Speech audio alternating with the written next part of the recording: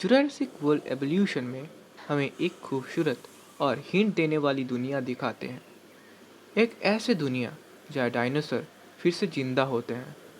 लेकिन हमारे मन में अक्सर एक सवाल आता है, क्या ये डायनासोर सच में ऐसे ही दिखते थे जैसे हमें गेम में दिखते हैं? क्या इनका बिहेवियर असल में भी ऐसे ही होता होगा? तो आज की वीडियो में हम 5 आइकॉनिक डायनासोर को कंपेयर करेंगे।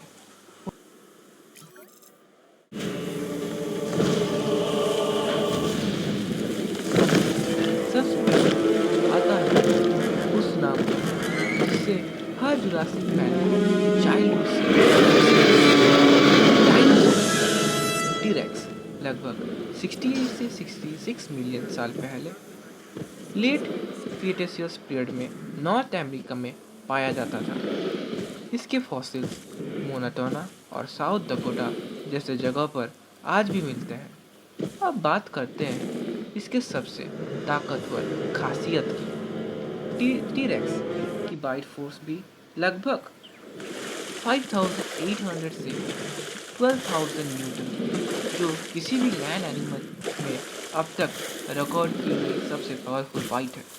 मतलब एक ही बाइट में ये कछुए के खोल, हड्डियां और बड़े प्रे के शरीर को क्रश कर सकता है।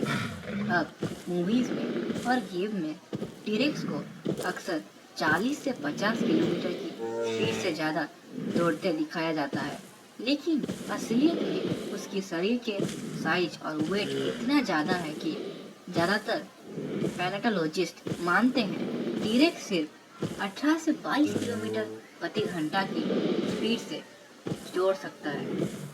अब बात करते हैं सबसे मिसअंडरस्टूड डायनासोर की, वेलोसिरैप्टर। जुरासिक मूवीज़ में और गेम्स में वेलोसिरैप्टर को एक tall 6 foot smart pack hunter के रूप में दिखाया जाता है, लेकिन असलियत में इससे बहुत अलग है। रियल वेलोसिरैप्टर का साइज सिर्फ एक टर्की जितना था, लगभग 0.5 मीटर टॉल और 15 से 20 केजी वजन। इसके हथियार से इसके शार्प कर्व्ड क्लॉज, लेकिन इसका सबसे बड़ा सरप्राइज फैक्टर था फेदर्स। हाँ, असली वेलोसिरैप्टर फुल फेदर था, bird like not lizard like. अब इंटेलिजेंस की बात करते हैं। वे शायद स्मार्ट थे, लेकिन मूवी जैसे ऑर्गेनाइज्ड पैक स्ट्रेटजी में हंट करते थे, ऐसे स्ट्रॉन्ग एविडेंस नहीं मिला है। सम रिसर्चर बिलीव वे स्मॉल ग्रुप्स में हो सकते थे, लेकिन कोऑर्डिनेट टैक्टिक्स डाउटफुल है। अब गेम की बात, जुरासिक वर्ल्ड एवोल्यूशन 2 ने रैप्टर डिज़ाइन ऑलमोस्ट पूरी तरह मूवी से लिया गया है। स्मूथ स्किन, टॉल बॉडी और लेथल पैक मूवमेंट। साइंस की नज़र से देखा जाए तो इसका एक्यूरेसी 40% से 50% कहा जा सकता है, लेकिन सिनेमैटिक इम्पैक्ट 100%।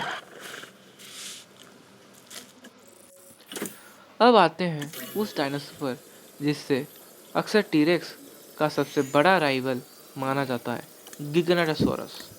लगभग 98 मिलियन साल पहले लेट क्रिटेस में साउथ अमेरिका में रहता था और इसके फॉसिल अर्जेंटीना में पाए गए हैं।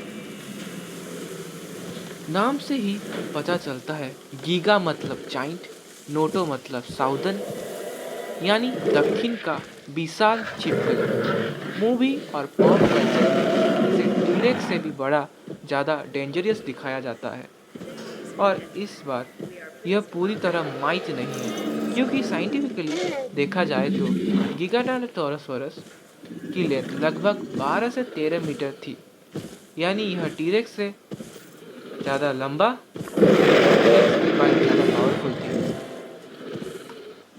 गिगानोटोसॉरस की जॉ में टीरेक्स की तरह क्रॉसिंग फोर्स नहीं थी। ये नैरो और स्लाइसिंग टीथ वाला प्रेडेटर था, जो बड़े हार्बिवर को फास्ट अटैक से वीकन करता था। आओ बिहेवियर की बात करें।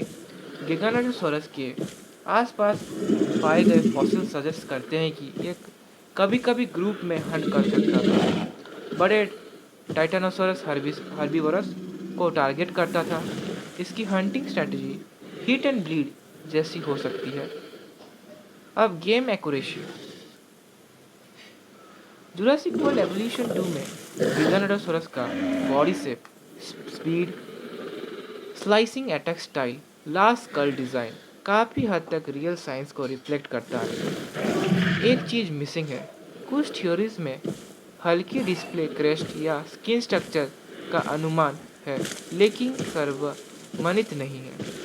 फिर भी ओवरऑल देखा जाए तो जुरासिक वर्ल्ड एवोल्यूशन 2 का गिगानोसॉरस साइंटिफिकली 70 से 80% एक्यूरेट माना जा सकता है, और गेम में इससे जब आप टीरेक्स या स्पाइनोसॉरस के सामने रखते हैं तो फाइट सिनेमैटिक जरूर होती है, लेकिन रियल में आउटकम पूरा डिपेंड करता है कि कौन पहले चोट पहुंचाएगा। और अब आते हैं उस डायनासोर पर जो रियल तो कभी नहीं था, लेकिन जुरासिक वर्ल्ड फ्रेंचाइज की सबसे बड़ी पहचान बन चुका है, इनोमस रेक्स। यह जेनेटिकली इंजीनियर्ड हाइब्रिड है। डायनासोरस, वेलोसिरैप्टर एंड कटलफिश और ट्री फ्रॉग डीएनए से बनाया गया। इसके सबसे सिनेमैटिक और साइंटिफिकल इंस्पायर्ड फीचर है कैमोफ्लेज।